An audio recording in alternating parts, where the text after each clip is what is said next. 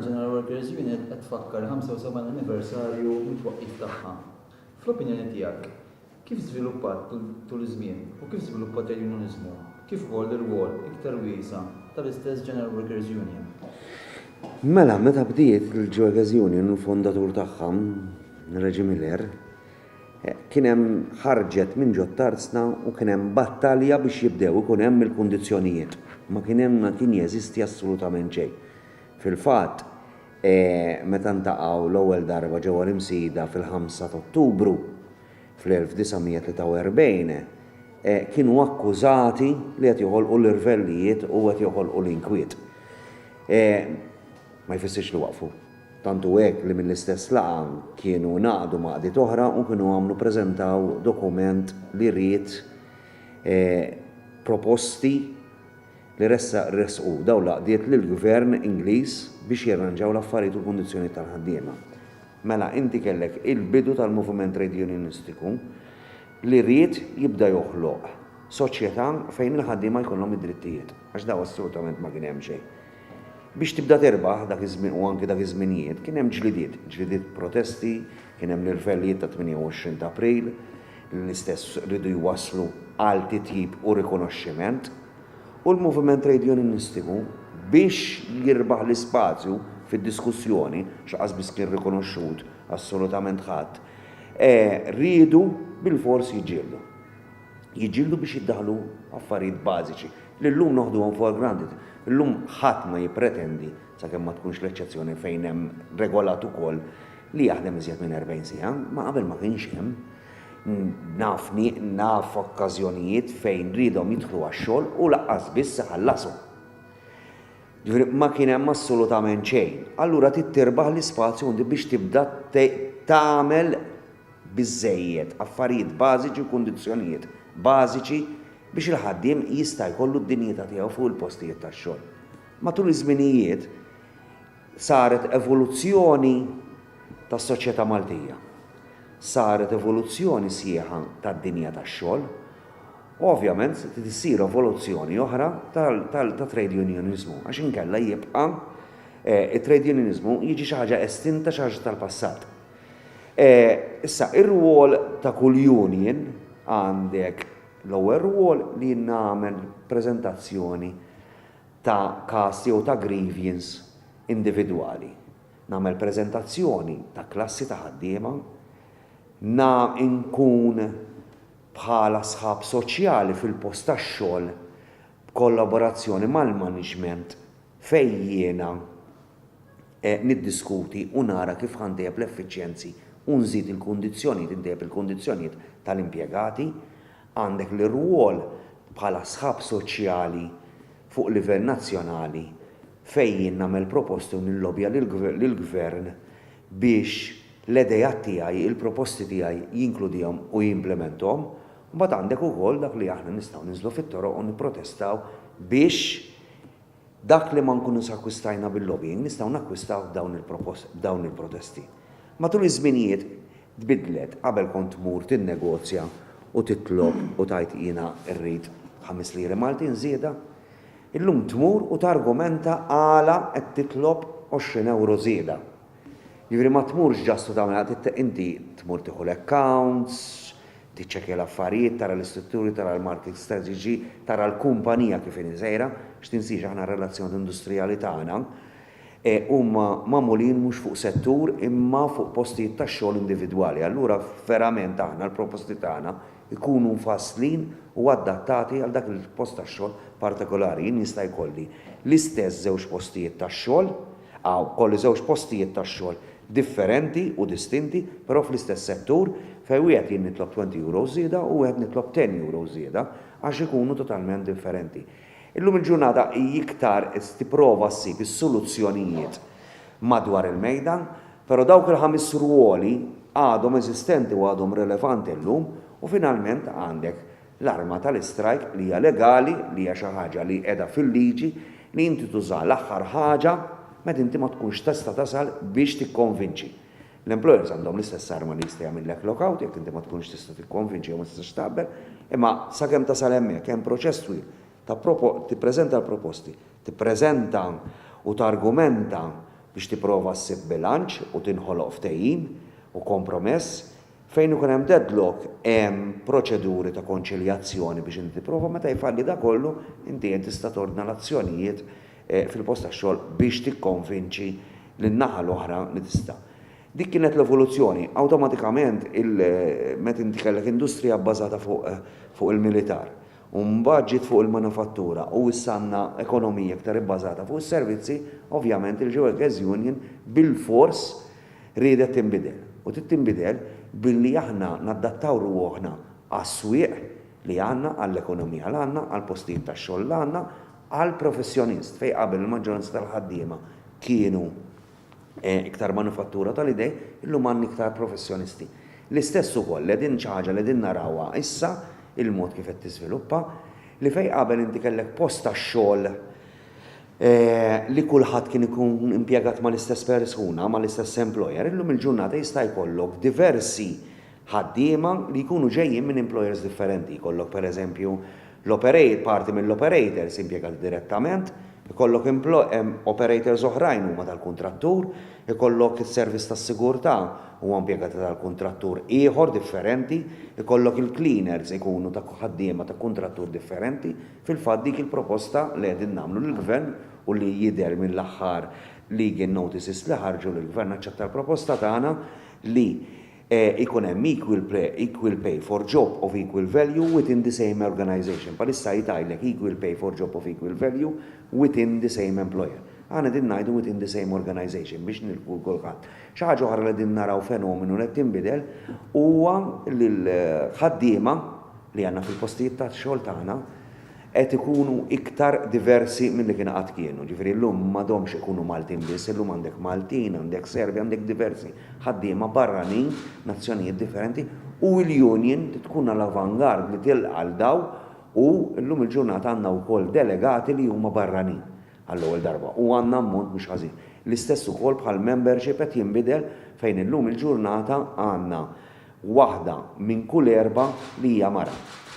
Mhux biżżejjed nemmen li l-parteċipazzjoni tan-nies għandha jkun hemm iżjed, imma biex inti tilqa' iżjed fil-dan ħaddiema barranin u ħaddiema nisa u ta' minorities, bil-fors titadatta l-istrutturi tagħkom u il-mod kif taħseb u taħdem biex inti daw il-gruppi iktar tħajjarhom li jarsqu lejk. Din l-evoluzzjoni li semmejt li kien hemm fis-suq tax-xogħol li ovvjament involvi trade unionizmu. X'kien l-irwol fl-opinjoni tiegħek tal-General Workers Union? Jien naħseb ir-rwol tal-Workers Union bħala wieħed mill-isħab prinċipali, isħab soċjali prinċipali li kienu fil-pajjiż dejjem kien wieħed ċentrali. Jew protagonista f'kolinkwa qasam, jekk ma kienx protagonista kienet ukoll promotriċi ma' min kien protagonista. Ġifieri meta aħna kellna rwol fil-kabinet għax ħafna jsemmu r-rwol li kellna fil-kabinet.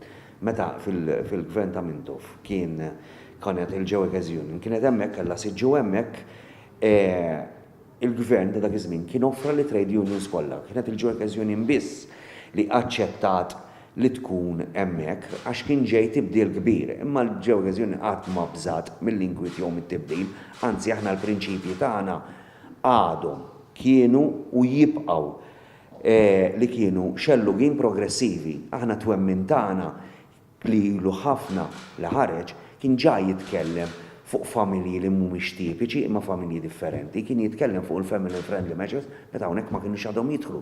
Kien jitkellem dwar diversi forom tax-xogħol meta hawnhekk issa bdejna nitkellmu dwar. Ġifieri il-ħsieb tal-Workers Union dejjem kien wieħed progressiv. Kien hemm okkażjonijiet fejn konna promotriċi u konna protagonisti.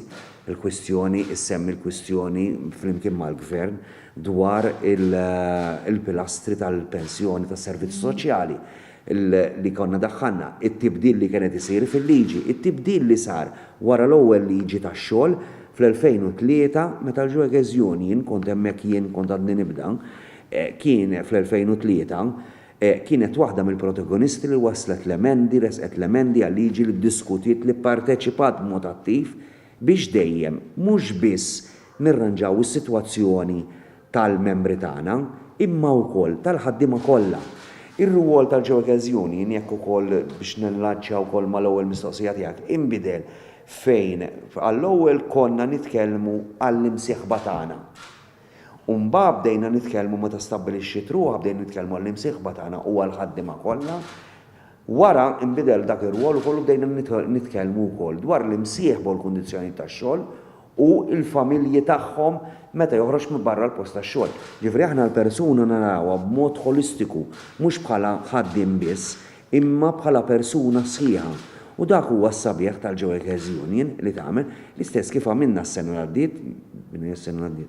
Meta ddiskutejna l-żidiet tal-minimum wage, dawk kienu ħaddiema li jaqgħat mhumiex membri tal-Jewel Union. X'il-membri tal-Jewel Union ħadd minnhom għandu minimum wage, kollu huma l fuq mill-minimum wage. Ma aħna ħassejna li daw in-nies ukoll għandna nitkellmu f'isimhom għax jekk irridu li verament ir-rwol tal-Jewel Union bħala sħab soċjali ċentrali u prinċipali irridu nitkellmu f'isem kulħadd bħal meta rresqu proposti għadna kif ressaqna dokument sħiħ dwar is-suq tal-kera kif jista' jiġi indirizzati d-diffikultajiet.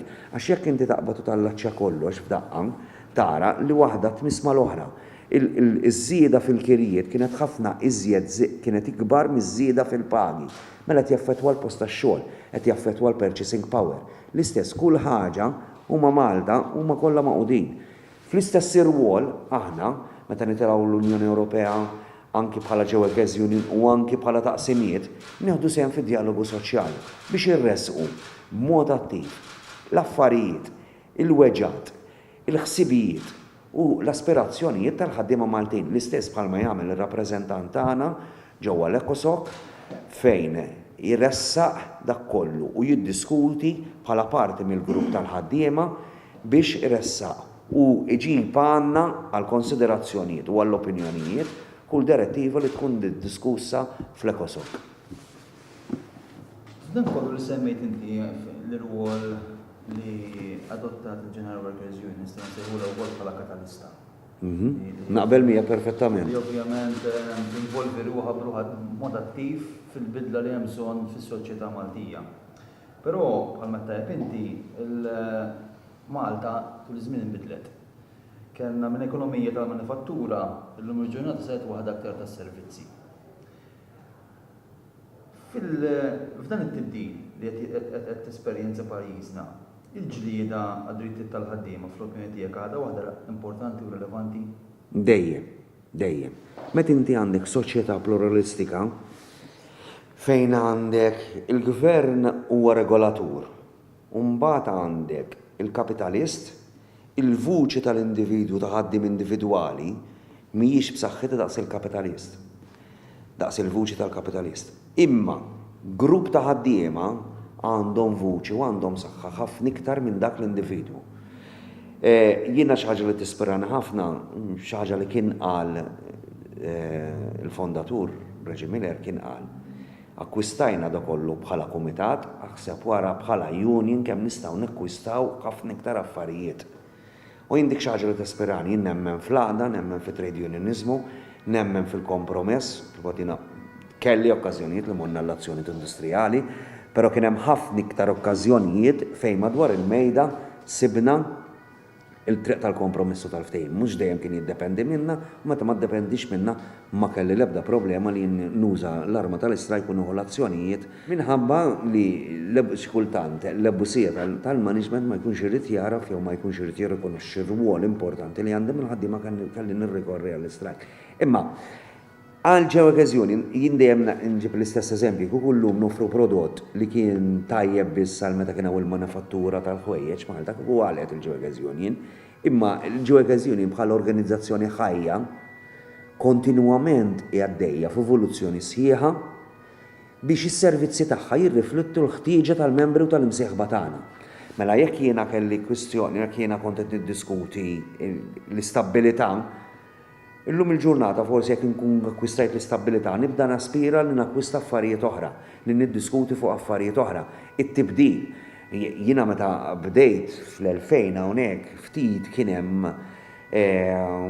ħsibijiet dwar it-taħriġ tal-impjegati, anzi l-idea kienet u tara l-evoluzzjoni isma' dħalt jien qed nagħmel sodisfatt bix-xogħol tiegħi li m'għallem sodisfatt bix-xogħol tiegħi bdejt għadda żmien u bqajt dejjem nagħmel l-istess xogħol. L-istess bħalma kien hemm biż-żmien di inbidlet. Illum il-ġurnata mbagħad kellna filosofija fejn kienu jgħidulna għalu li kemm il-darba jien, isma' din filosofija ta' job for life spiċċat. U illum teżisti l-job mobility. Illum il-ġurnata għandna diversi employers li jkomplejnjaw li jinvestu t-taħriġ fl-impjegati u jitilqu qed jgħidu sma' l-job mobility mhix tajba, ġifri hawnhekk tara ħsieb anki tal-employers ir-relazzjoni industrijali kontinwament kif qed jinbidlu. Issa, jekk inti tkompli tara l-evoluzzjoni kollha, tibda tara l-kwistjoni li qlajna tal-prekarjat. Fejn meta l-ewwel darba li aħna bdejna nitkellmu fuq il-prekarjat bħala ġo okkażjoni, kien jitqu bina kienu jgħidulna di x'inhi tuna definizzjoni ta' prekarjat. Illum ħadd ma jiddiskuti u jgħid li l-prekarjat ma jeżistix, illum niddiskutu kif ħajjiġi indirizzat mela kulħadd taċċetta l-fatt li l-prekarjat jeżisti u l-mod kif qed jiġu abbużati dawn il-ħaddiema meta ngħid legalment abbużati. X'il-liġi kif inhi llum ma tinkisirx, però jien jekk jiena l-prinċipju tax-xogħol tiegħi, tal-liġi tiegħi huwa equal pay for job of equal value u għandi ġiex impjegati li qed jaħdmu fuq l-istess machine u daw mhux jitħallsu l-istess, mela l-prinċipju qed ingisluh sibna ċirkostanzi legali fejn stajna nabbużaw minn ħaddim minnhom. Għax ma jistax ikun li għandi ħaddim li jitħallas mod u ħaddim jitħallas mod ieħor qed jagħmel l-istess xogħol jekk verament nemmnu f'dan il-prinċipju. U hawnhekk tara l-bidla fil-ħsieb u fis-servizzi li tagħti l-ġo okkażjoni. Qabel aħna biex nġiblek eżempju ieħor ta' tibdil li qegħdin nagħmlu u li kontinwament qegħdin nagħmlu, aħna kellna proposti antiki fejn konna ngħidu lill-gvern biex il-korpi ddixxiplinati ikollhom id-dritt li jissieħbu f'union. Illum għandna taqsima. Illum għandna taqsima fej daw tiġborhom kollha taħt fih dan nagħtu servizz speċjalizzat lilhom, nagħtu servizz il-Pulizija, l-Armata, Protezzjoni Ċivili, Detention Services u l-Correctional Officers. Mela hawnhekk qed tara tibdil kollu li tisir fil-Union li kontinwament għaddej anki t-talbit tagħna. Forse qabel konna nitolbu għal żidiet, illum nitolbu għal stabilità, fej qabel konna id-dinja tax-xogħol, illum nitolbu iktar ħafna fuq family friendly measures. Illum il-ġurnata anki l-proposti li tirresqu aħna fejn qegħdin ngħidu li l-parental leave għandu jinqasam mal-missier fejn anki jiena kont ħafna eżiġenti u għad tisma' le il-missier irid ikun obbligat li jipparteċipa li ċertu ġranet tal-leave ikun għal-raġel, għal-missier. Mhux neċessarjament ikun għal-partner li jkun il-ġenitur ieħor. U dan huwa l-ħsieb kollu tal-ġo okkażjoni kif tkun għaddejja l-kwistjoni tal-immigrazzjoni, il-kwistjonijiet ta' policies li għandna aħna bħala ġo okkażjoni l-uniku policy, l-uniku organizzazzjoni li għandna policy dwar l-integrazzjoni. U aħna ma niddejqux mit-tibdil, ma niddejqux mit-tibdil li għaddejja s-soċjetà Maltija, aħna ngħidu l-opinjoni ta' u dik hija s-saħħa tal-ġo okkażjoni li niffurmaw u dik iktar li nkomplu nafsu li jkollha l-identità tagħha li tista' twassal messaġġ tagħha li jkun indipendenti minn kull organizzazzjoni oħra. Ħaġa oħra li qegħdin nagħmlu wkoll bħalissa huwa li naħdmu ma' NGOs oħra biex inwasslu il-forzi tagħna nkunu iktar effiċjenti minnu speċjalizzat fuq ħaġa u aħna biex flimkien irresqu l-proposti ta' xulxin. Ħdimna mal-Ewropa Donna, ħdimna mal-Rise, naħdmu kontinwament mal-Youths tagħna, mal-Ġo Okkażjoni Youths li hija organizzazzjoni volontarja oħra separata minna li kontinwament irresqu proposti li jorqtu liż-żgħażagħ tagħna u bħal daw laqdiet il-problemi tagħhom. Però żgur tibdil li nara jien ukoll huwa l-ħsieb ta' kif nagħmlu l-affarijiet hawnhekk. Id-diskussjonijiet kontinwi xi kultant ikun jaqarqu huwa il-mod ħaj ta' din l-organizzazzjoni. Din l-organizzazzjoni ma tistax tieqaf tiddiskuti u taħseb għax jekk tieqaf taħseb kull organizzazzjoni jew tieqaf tgħid issa biżżejjed u status quo juri l-inxift mill-idejat u wasal f'sitwazzjoni ta' istint. Fl-opinjoni tiegħek, li ma kienu l-ikbar kisbiet jew nkella l-iktar mumenti storiċi li jibqgħu daqshekk importanti għall-istorja tal-General Workers Union? Jien naħseb waħda mill-iktar momenti storiċi li nara jiena kien li fil-31 ta' Marzu 1979 flimkien mal-Prim Ministru Don Mintoff kien tela s-Segretarju Ġenerali Sur George Agius ukoll fuq l-għolja tal-Ħelsien u xel il-fjamma. Kien wieħed mill-iktar momenti storiċi tal-pajjiż u l-Ġo Okkażjoni kienet protagonista assoluta fl-imkien mal-gvern laborista ta' dak iż-żmien. Ġifieri żgur li dak jinnaraħ para wieħed mill-iktar moment storiku. Imma kien hemm diversi ġlidiet u diversi kwistjonijiet li l-Jewish Union ġildet għadhom u rebħithom. Però jien ngħid ħaġa wkoll. Jiena ngħid li kull darba li jiġi firmat ftehim kollettiv minn int għandek qbil mal-management, dak huwa suċċess. Għax jekk inti tieħu il-lenti li meta jgħidu fallew in-negozjar u marru għall-azzjonijiet, mela allura bl-istess argument, kull darba li jiġi firma ftehim kollettiv, allura jkun sar kompromess u sar qbil, dak huwa suċċess għal Jewish Union u mhux għal Jewish Union bħala organizzazzjoni, huwa suċċess għal membri. Għax aħna jindejjem inqis li n-naħa tal-ħaddiema bħala Jewish Union hija riflessjoni tal-management. Ma int għandek management u trade union, il-Jewish Union tibda negozja, għandek fuq in-naħa tal-mejda jkollok l-HR, il-financial u fuq in-naħa l-oħra ikollok il-segretarju flimkien mar-rappreżentanti u l-ġiex naħat meta nikkonkludu immorru għand ix-shareholder tagħna. U il-management immur għand ix-shareholder biex jiġib l-approvazzjoni immur għand ix-shareholder tiegħi li huma l-membri biex japprovaw. U jgħidulna jekk dak ix-xogħol li ġibnilhom dak il-pakkett li nkunu ddiskutejna u ksibna li jekk jaqblux miegħhom iva jew le. Allura hemmhekk qed tara riflessjoni u hemmhekk qed tara kull darba suċċess. Però kull żmien u jien niġri li meta nkun qed nikteb ir-rapport amministrattiv, il-Jewish Union tagħmel ħafna xogħol u tibda tiktibhom u tiftakar l-affarijiet li tkun għamilt għax tista' tgħid li l-ġlieda l-prekarjat kienet suċċess ieħor monumentali għax ħafna nies gawdew minn dik il-ġlieda tal-Jewish Union. Għad jien ma kontx nimmaġina li xi darba nistgħu naraw kienu jgħidulna ma jistax ikun l-ħaddiema tal-kuntrattur ikollu ftehim kollettiv. Illum għandna ħaddiema tal-kuntrattur li nġibulhom żidiet. U nġibu żidiet tajbin. Għallek il-ġlieda tal-minimum wage jien għalija kien mument storiku l-istess bħal kull ftehim ieħor li kien sar fejn tal-bit tal-Jewish Union ġew inklużi bħal liġi tas-servizzi soċjali li kienet parteċipi assoluta.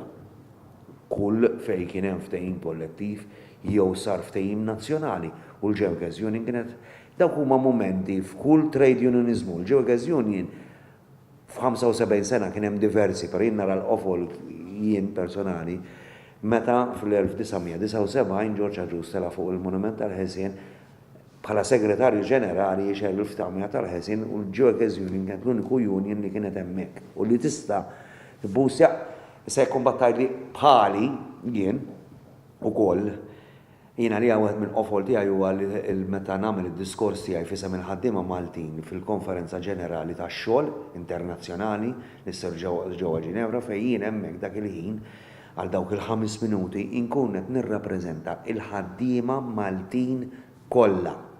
L-istess bħal meta fuq l-istess livell meta Malta kellha l-Presidenza u kien hemm is-Social Summit jew diskussjonijiet u jiena kont mistieden biex nipparteċipa u nirrappreżenta l-ħaddiema Maltin. Dak huwa sodisfazzjoni enormi fejn inti l-kelma li tajt inti hemmhekk f'dak il-livell kemm livell Ewropew kemm livell internazzjonali fisem il-ħaddiema Maltin etik ċertu sodisfazzjoni li ma tantx tista' tiddiskrivih. Li tajtin qed nitkellem fisem il-ħaddiema Maltin hija xi ħaġa kbira u immensa u dak huwa mument għalija storiku li kull darba li nagħmlu għabbadni l-bard anke bħalissa. Naħseb dan li kemmet huwa kumment interessanti ngħidlek għalfejn. Ħafna drabi meta n-nies tistaqsihom fuq aspett storiku ta' trade union, mill-ewwel ġihom f'moħħhom jew xi protesta bħal 28 ta' April pereżempju, jew meta kien hemm il-każ meta membri tal-General Workers Union kienu sfurzati mill-Pulizija u fuq ix-xarabank. Jiġifieri, in-nies ishom ma tantx jirrealizzaw il-ħidma komplessa li ssir minn trade union. U naħseb dan huwa kumment interessanti ħafna li jixħed aktar dawl fuq li jekk il-ħidma twali li tkun qed issir minn trade union. Għax ftit huma n-nies li jirrealizzaw. Eżatt. U għandkom diġi diskutejta fejn jiena jien niffirma ma nafx kemm il-collective agreement f'sena. U nagħmel azzjoni industrijali waħda, l-gazzetti u l-media tirrapporta dik il-waħda, l-kumplament ma tirrapportax għax jgħiduli li ma fiex ħafna news value. Allura nista' ħafna il-protesti li semmejt inti issa daqshekk meta għamlet żewġ strikes ġenerali, meta kellna l-protesta tad-dawlu l-ilma. Daw huwa wieħed mir-ruoli tal-union u kif għadlek ir-ruol tal-union dejjem idur. Imma meta inti għandek mument storiku fejn dak il-mument definixxa il-ħajja ta' pajjiż ta' nazzjon, jingħalija dakinhar tal-Helsin, il-Geogas Union kienet fundamentali daqskemm kien il-gvern tal-ġurnata hemmhekk li kienet jagħmel. Kienet tajba l-protesta li saret ta' issa daqshekk minħabba tkeċċiliet, kienet tajba l-protesta li saret meta kellna il-kwistjoni tal-tariffi tal-enerġija tad-dawlu l-ilma, kollha kienu tajbin u kollha waslu għar-riżultat. Riżultat forsi mhux li mixtieq, imma li, pereżempju tad-dawlu l-ilma, il-gvern xorta webbes rasu, anzi kien qal li jien ħanivvota bil-qalb għalihom daw iż-żidiet. Xorta dak il-moviment wassal għal konklużjoni. Issa, però jekk inti tażel l-iktar mument storiku, hija dik. Issa, in-nies fejn tiftakar hija x'kien hemm l-azzjoni, x'kien hemm dik. Però anki meta inti tiffirma ftehim, nofsija tiffirma, però jħodlok xhur biex tiddiskutih jekk il-ġiex naħat ikunu jaqblu, għax ikollok naħa li nkun intransiġenti ma tiġi soluzzjonijiet, mhux minn naħa tal-Geogas Union x'għandna dejjem immorru għas-soluzzjonijiet, ma jkun hemm management li jkun intransiġenti ma jridx isib soluzzjonijiet, ġieli joħodlok sena u fuqhom u ġieli snin. Sa, inti tiffirma u forsi fuq ritratt kull ma tidher qed tiffirma, ma biex wasalt għal dik il-firma kien hemm ħidma fejn inti tikkonvinċi l-management u tokkonvinċi wkoll li l-ħaddiema jaċċettaw dak il-pakkett ix-shareholder tiegħek. X'inti l-ewwel obbligu tiegħek huwa lej shareholder ma tittoħloq bilanċ bejn l-aspirazzjonijiet tal-membru u t-talbiet tal-management. It-tema magħżula għal dan il-75 anniversarju hija l-futur huwa issa. Eżatt. X'kienet ir-raġuni li waslitkom bħala General Workers Union biex tażlu din it-tema? Kif għadd kollox huwa mibni dwar l-evoluzzjoni li għaddejja minnu l-Geogas Union. U l-evoluzzjoni tal-Geogas Union hija msejsa u bbażata fuq l-evoluzzjoni li għaddejja fid-dinja tax-xogħol. Mela, kienet tajba Geogas Union fil-fatt il-tema li kellna fil-Kungress li għaddiet kienet burin bil-passat b'saħħitna l-futur. F'daw l-aħħar 3 snin kemm li l-ħatina segretarju ġenerali analizzajna l-istruttura tal-Union, rajna l-ħtiġijiet li għandhom l-imsieħba tagħna u bdejna naraw kif nistgħu nadattaw il-ħidma tagħna bħal matt huwa il-ħolqien ta' taqsima ġdida xrajna ħtieġa u diversi għaddejn. Imma il-futur ħajibda issa. Għax daw il-żmien aħna f'daw l-aħħar 3 snin għamilna bidliet li kollox ħajġi fil-qofol dan il-Kongress. Rajna l-istatut li għanna, għamilna t-tibdiliet, ħannollonċjaw diversi servizzi ġodda waqt il-Kongress, u koll barrek ħanillonċjaw u koll xaħġa għal-rappresentanti tagħna li ħatkun first f'Malta, mawx oħra. Barra ma nafx, però Malta ma' żgur. U dik hija l-evoluzzjoni, il-futur u issa, għax issa qegħdin ngħixu il-futur, jiena rrid nippjana, jiena tani responsabilità delegat li mmexxi organizzazzjoni li għandha 75 sena. Mela jien, meta nispiċċa jiena, irrid inħalli din l-organizzazzjoni b'saħħitha biżżejjed mhux għal 75 sena oħra, imma għal kemm iddum is-soċjetà Maltija. Jien l-rwol tal-Geogas Union bħala sħab soċjali huwa fundamentali għas-soċjetà Maltija. U jien nemmen li huwa importanti ħafna. U allura bil-fors irrid nadatta l-organizzazzjoni biex tkun kapaċi tilqa għat-tibdil u l-evoluzzjoni li tiddir fuq id-dinja tax-xogħol. Qabel ma konniex nitkellmu dwar digitalization u platform economy u sharing of economy, da ma konniex nitkellmuhom, imma llum qegħdin nitkellmuhom u llum irridu nkunu adattati. U kif qegħdin nadattaw ruħna? Jien meta il-ħadd l-ewwel darba għamilt 4 temi. Għamilt dwar il-shop stewarding u llum bdejna kors akkreditat għax-shop steward biex inżidulu l-ħiliet u l-abiltajiet tiegħu u l-kapaċitajiet tiegħu biex jaqdi lill-membru aħjar. Tkellimna dwar l-arm tal-parti edukattiva tal-Ġewekes Union fejn illum għandna skola l-Fondazzjoni Reġi Miller li hija akkreditata. Tkellimna dwar l-istrutturi interni u qed ngħidlek ħloqna taqsima ġdida u issa wkoll kif jinbidel l-istatut anki l-mod kif noperaw li jibda jinbidel. U tkellimna dwar ir-rwol tax-shop steward, kemm irridu ntuħu iktar importanza u x'irridu nagħmlu. U wkoll kontatt li rridu noħolqu istitut ta' riċerka li għadna fil-fażi embrjonika tagħha, imma nasal ukoll nemmen in għandna naslu wkoll. Għax illum il-ġurnata ħafna tiffoka fuq it-taħriġ, mela jekk kienet niffoka fuq it-taħriġ tal-ħaddiema u nemmen li iktar l-dema l-muni u nemmen fija bisħieħ li dak li titgħallem ma jista' joħodulek ħadd. Dak tiegħek għal dejjem. Allura jekk jiena l-istess ħaġa qed nagħmel fuq il-ħaddiema, mela fuq il-membri tiegħi li huma ambaxxaturi tal-Ġewekes Union u għandhom ir-rwol doppju għax huma l-ambaxxaturi tal-ħaddiema wkoll ir-rappreżentanti tal-ħaddiema fih dan il-Ġewekes Union, mela jien irid inħarraġhom, irid intihom it-tools, irid intihom l-abiltajiet biex jaqdu dik il-funzjoni.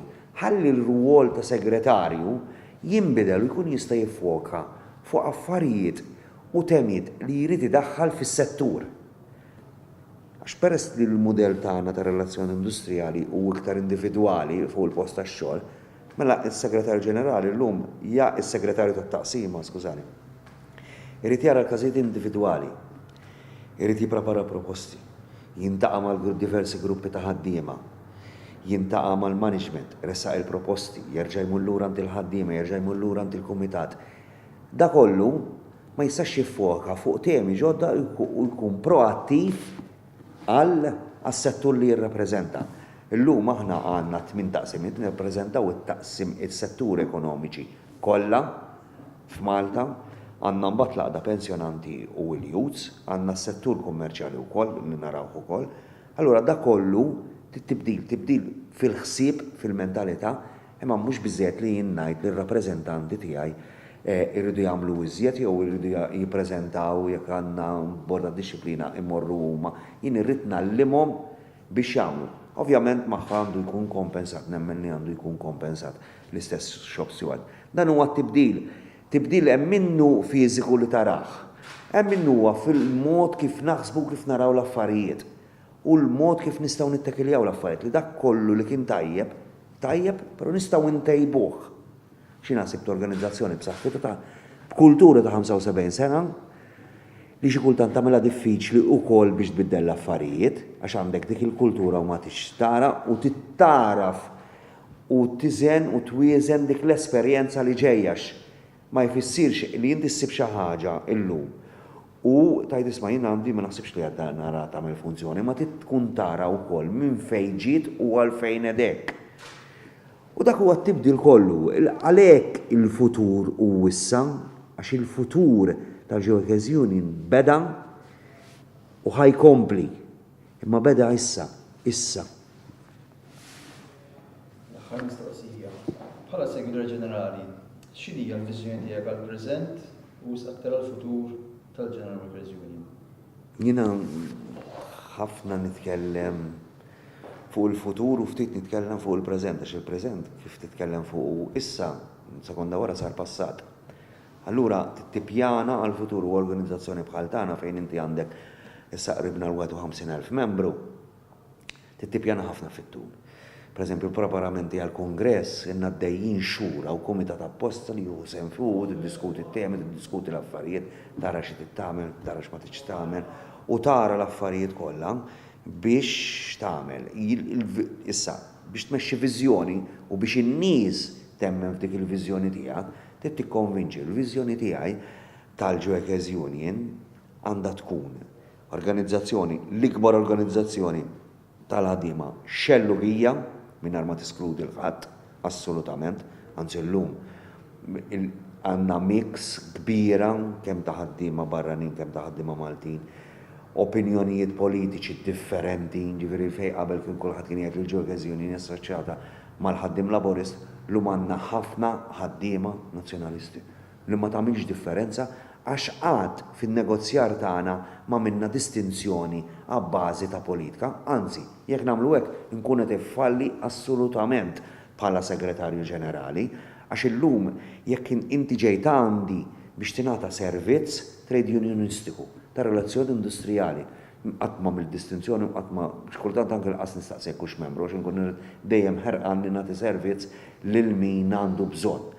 Issa, il-viżjoni tiegħi bħala l-ikbar organizzazzjoni xellugija progressiva fil-pajjiż li tiflu b'identità separata għalija, identità għalija, li tiddiskuti ma' kulħadd, taħdem mal-NGOs kollha biex tressa l-aspirazzjonijiet tal-imsieħba u l-familji tagħhom. Resqil hemmhekk nemmen li qed fadal ħafna xi jsir u alla ħares nemmen ngħid li wasalt għax jekk ngħid li wasalt tieqaf u l-wol tiegħi, il-viżjoni tiegħi tispiċċa hemmhekk. Jiena dejjem nispira li nirranġa u ntejjeb dak li ġaj jeżisti, fil-fatt aħna issa għadlek li waħda mill-aspirazzjonijiet u waħda mill-proposti li kont għamilt li l-iskola tagħna, il-fondazzjoni, tiġi akkreditata. Issa hija akkreditata, però ġabdejna naħdmu biex l-akkreditazzjoni tagħha nolluha, biex nolluha sa level 5 biex tkun nistgħu nollu iktar il-courses. Illum immorru fil-postijiet tax-xogħol u nagħtu l-courses lil ħaddiema u lill-membri. Nemmen li r-rwol tal-Workers Union għandu jinfirax u jibda jmur ukoll fl-iskejjel biex nagħmlu trade unionizmu, għax inti jekk ħaddiem, kolinkwa ħaddiem, biex tażel inti tkun informat f'kolinkwa għażla li tagħmel, ma tmurx taqbad u tixxi mobile mingħajr ma tiċċekkja l-affarijiet u tara l-affarijiet, l-istess jekk għandekx tissieħeb jew le. U nemmen ukoll u ħan sadi mbagħad ngħidha fil-Kungress, hemm idea ġodda li ħajkunu innovattivi li la tinbidel l-ekonomija Maltija globali, għax illum ma sax titkellem fuq il-globalizzazzjoni, titkellem fuq post tax-xogħol jekk ma titkellimx fuq il-globalizzazzjoni. X'inha aħna meta nibdew ninnegozjaw iktar mhux ikonna il-diskussjonijiet u l-benchmarking tagħna ma jkunx ma' kumpanija A jew kumpanija B f'Malta jew fl-Amerika, imma jkun grupp ta' kumpaniji globalizzat li għandhom impjanti wieħed Malta pereżempju li ieħor Singapur jew li ieħor iċ-Ċajna. U qed nikkompetu miegħu għal prodott jew għal servizz. Dik hija d-dinja li din naħdmu fuqha.